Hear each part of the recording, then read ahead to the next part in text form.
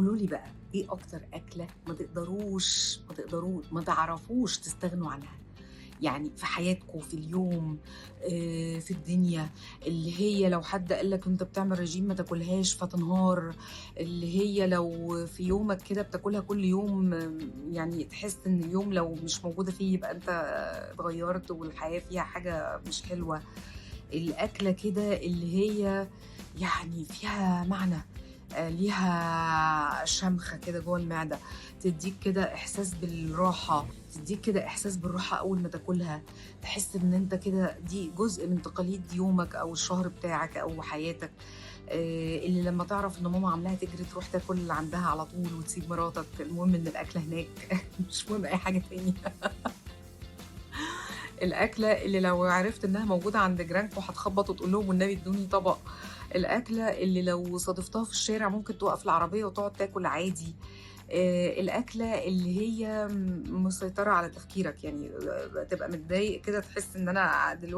دلوقتي أنا لو كلت الساندوتش ده والّا الطبق ده أنا هاروح في حتّة تانية، أنا هاطير زي العصافير، الأكلة اللي تشعرك بالرضا الداخلي، بإن الحياة ليها معنى، الحياة ليها طعم. بتودّيك في حتّة تانية. عارفين كده زي فنجان القهوة الصبح أو فنجان الشاي، لأ الأكلة دي تبقى كده حاجة صباحية أو حاجة يومية أو حاجة أسبوعية أو حاجة شهرية، بس هي أكلة تضبط الدماغ. يعني في ناس مثلًا الكشري ده لازم مرّة في الأسبوع، وفي ناس لازم السمك مرّة في الأسبوع، وفي ناس مثلًا لازم الفول الصبح، وفي ناس لازم البليلة في الشتا. في أكلة بقى اللي هي لأ، الأكلة بقى اللي أنا باتكلّم عنها دي اللي هي لازم تبقى يعني موجودة دايمًا،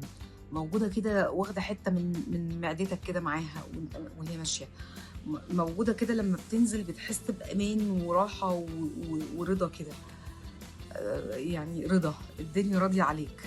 الحياة ادّتك أحلى حاجة فيها، ممكن تبقى كنافة، ممكن تبقى طبق بسبوسة،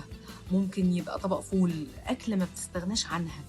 يعني ما تقوليش في الرجيم أنا هاستغنى عنها، معلش سيبك أنت والرجيم وهاروح أنا للأكلة دي، المهم إن الأكلة دي في حياتك، المهم إن الأكلة دي في حياتك كده، المهم إن الأكلة دي في حياتك كده.